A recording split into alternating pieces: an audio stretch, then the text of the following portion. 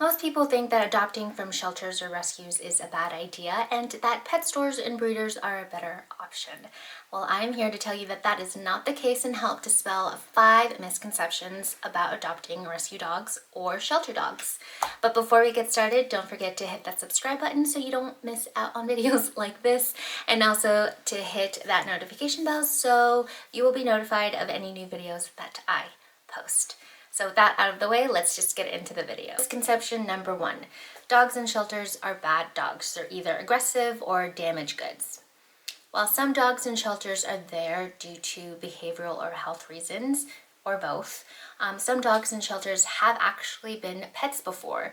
Their humans either got sick and wasn't able to take care of them, passed away, or moved away and wasn't able to bring their dogs, or just simply couldn't properly care for their dog. So a lot of dogs has been in a household before and are perfectly normal, and they're just waiting for that second chance to be that right dog for you. Misconception number 2. I won't get a puppy in a shelter. So the average age of a dog that goes into a shelter is about 18 months, and that is still considered a puppy. So the mindset to this is that most people want a puppy so they can raise them however they want. However, it does take a lot of patience, consistency, and time that most people don't consider. So for instance, a puppy cannot hold their bladder for as long as an adult would. So you're going to be going, to take out your puppy for about like every hour or so just to housebreak them. So that is just, one aspect of training that you have to do. So if you consider a slightly older dog, maybe 1 or 2, all the work is done for you because typically most of them are already housebroken. So just keep an open mind. You don't have to necessarily get a puppy. You can still train your dog how you want to, regardless of age. Misconception number 3. I won't get a purebred in a shelter or rescue. Yes, purebreds are beautiful, I agree, but keep in mind that they are more prone to genetic defects and health problems due to breeding. However, there are a lot of purebreds in shelters. You just have to be willing to sort through them, keep an open mind, and just be patient. Also, there are a lot of rescues that focus on specific breeds, so that is another way for you to obtain a purebred of your choice. Misconception number 4.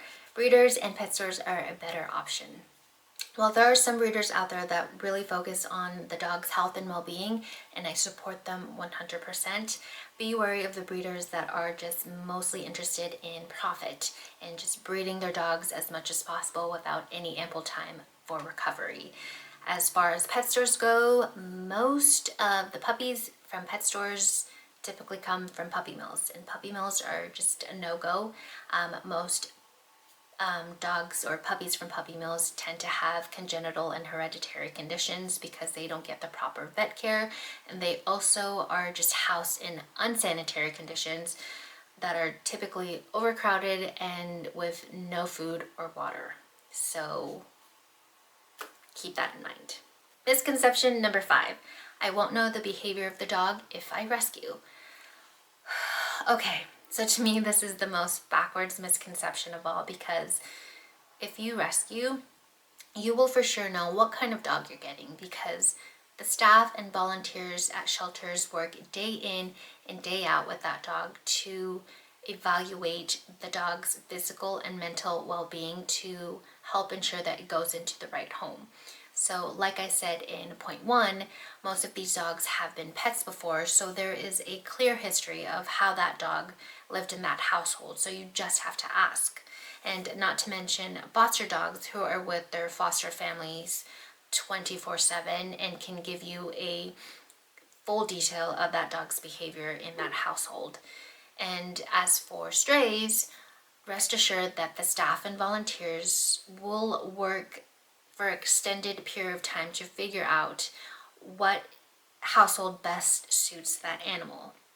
So you got to remember that rescues and shelters are motivated to save lives, so they're just not gonna let you adopt a dog that does not mesh in with your lifestyle.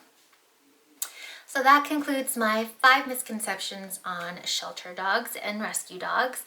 I hope that inspired you guys to just be more open-minded in rescuing or adopting. And remember that by adopting through a rescue or a shelter, you are opening up space and room for other dogs that need help. So you are not just saving one life, you're saving multiple lives.